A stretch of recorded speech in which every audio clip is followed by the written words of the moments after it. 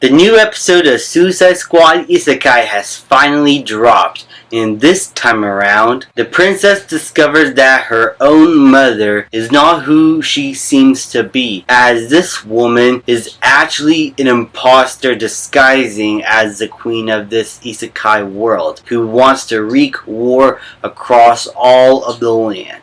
Now she must find a way to stop her along with the Suicide Squad, trying to defeat all the villains and people that she now has control over. This is a twist that I actually didn't see coming. I thought we were going to get a thing where the queen is going to reveal her true intentions and that she is just going to be war hungry for some reason. We're going to get a backstory with the queen. But no, we got a twist that she wasn't the queen at all. Now I would like to know what happened in that regard and why the queen is suddenly gone and not who she seems to be, because this did come out of nowhere. And I hope that we get a little bit of explanation so it can make some sort of sense in the story.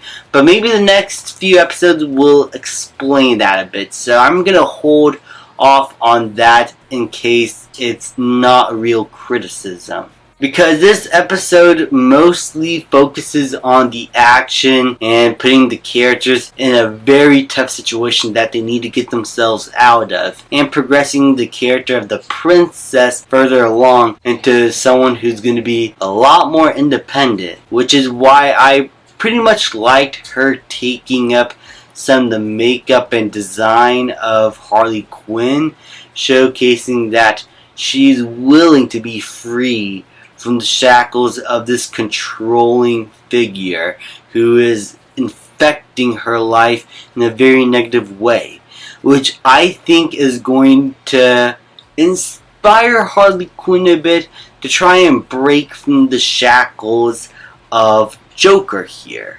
How that's going to happen? I'm just speculating at this point, considering that there seems to be a link between the princess and Harley Quinn, our main character. I think that would make sense story-wise for her character, and I'm very interested now to see where the show would take her from then on. Is she going to literally join the squad? Is she going to keep fighting for the kingdom? I don't know. We'll have to wait and see as the show goes on. Mainly this episode is just about the fighting. The Suicide Squad are battling skeleton knights like they're in Dragon's Lair from Dawn Blues. Killer Croc and King Shark are fighting somewhere else in the background. And the dragons that Harley Quinn took care of have suddenly grown up. This episode is action heavy.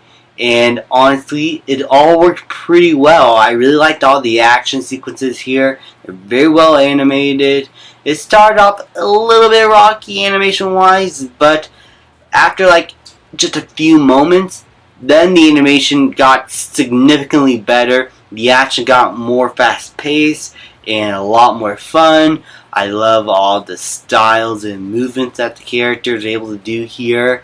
And all in all, I was very entertained throughout the entire episode. So overall, I really enjoyed this episode of Suicide Squad Isekai. I think it furthered the plot along in an interesting way. It just needs to pay some of this stuff off in a very satisfying way before the finale or during the finale, so that a lot of the criticisms don't end up being criticisms and just stuff that I noticed that the show is building towards.